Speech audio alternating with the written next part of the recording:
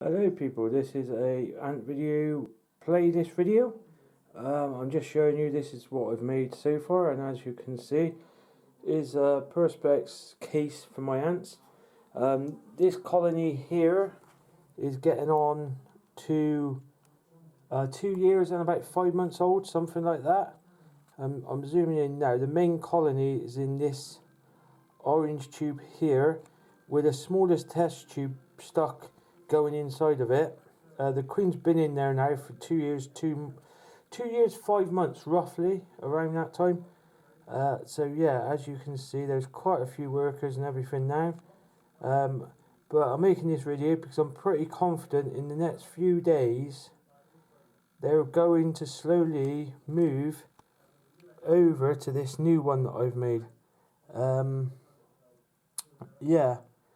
This is a new one I've made. That's the entrance there. If I just get down here, you can see the entrance there, and it goes down in, and I will try and zoom in, but obviously because of the casing of the thing, this is 2 test tubes put in with standard cotton wool buds and the standard setup that anyone could do for a couple of pounds. And you know, and more worker ants are starting to agree that this is a better home than the old one. And I think within the next few days we're definitely going to get a movement going on to the new part. I've just left it there, and over time they'll make their decisions based on what each ant thinks. And that's what I love about learning about ants is we think humanity thinks they're the only ones that's come up with voting and agreement, and we ain't. Ants, they're so tiny, and most people think, oh, I don't want them claiming on me. But they've come up with their own politics in such a clever way.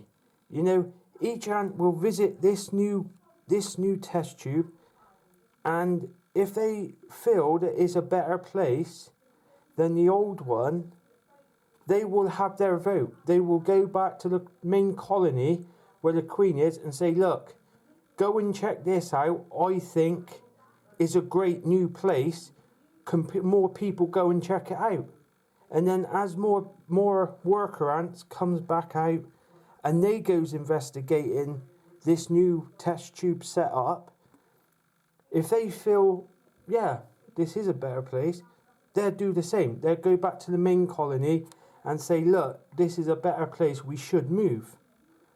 And when enough worker ants says the same thing, they will start moving the eggs and all the other aspects slowly over to the new setup.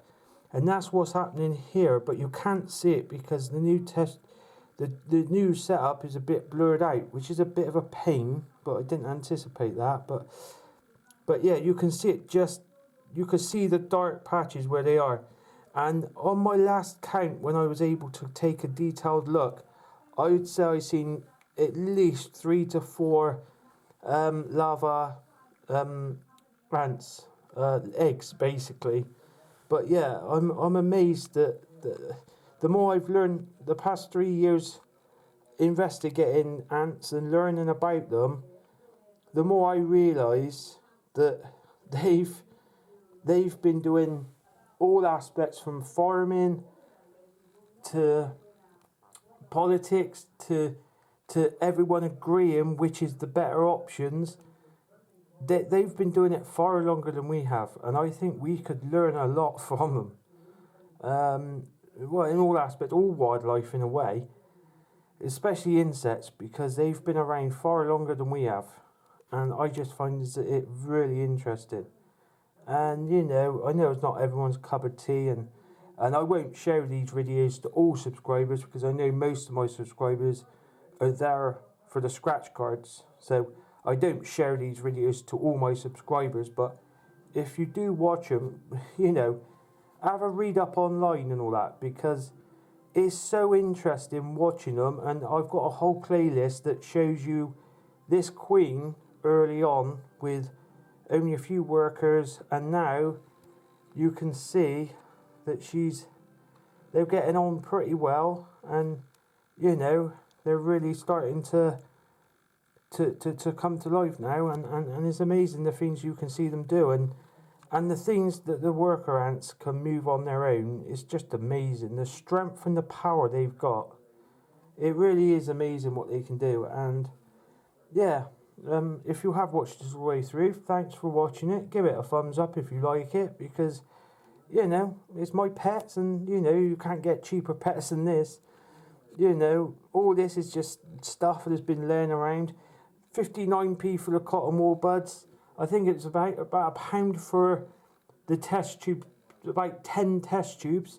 You know, it's the most cheapest way of pets, and I think it's really interesting.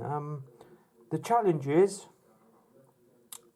they are very able to get out of almost the tiniest gap you could think of. They are very, very challenging to keep. But based on the consensus of everyone who does this hobby, the standard black garden ant is by far the easiest to do, because one, they can't hurt you, so there's no way of them hurting anyone, and two, they're very easy to keep. These ones are just starting. Really, it's only been the past week, I'd say.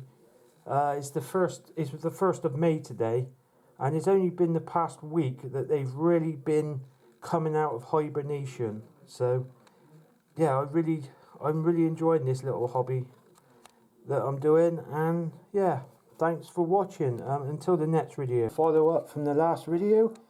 As you can see, this is a queen I got from last year, and if we can zoom in enough,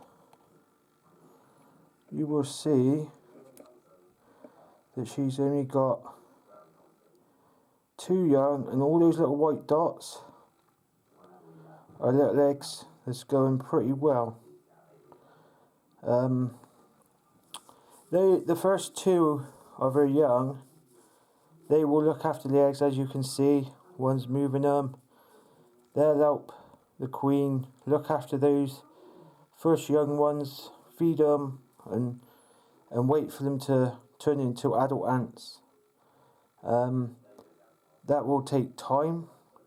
Normally about, I'd say altogether, probably around, maybe around 3 weeks it takes from a little egg being born, and then the 3 different stages it goes through, and off the top of my head I cannot remember for the life of me the way it goes. I know it's egg, something, then adult ant.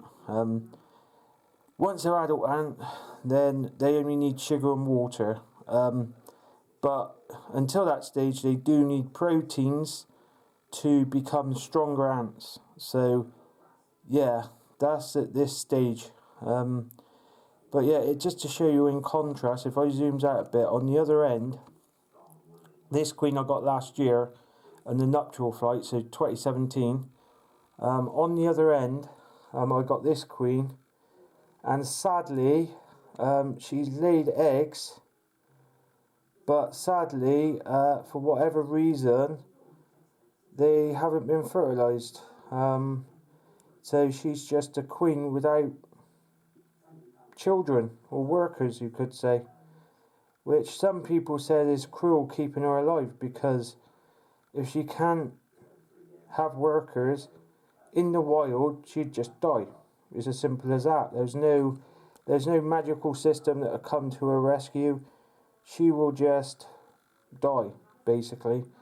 They live off their muscle wings for the first year.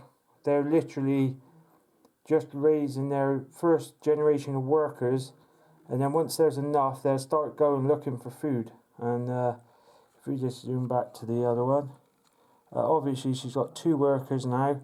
She's feeding them mostly off of their wings. I do put sugar water in and stuff like that to feed the 2 young ones, but at this stage I don't really leave her side at the moment.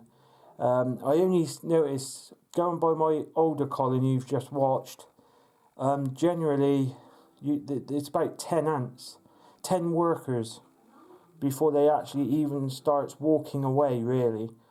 So yeah, this is just another little update to show people how I just find it interesting, I really do. And to a degree, it's amazing. It's amazing how they live. So I don't do it.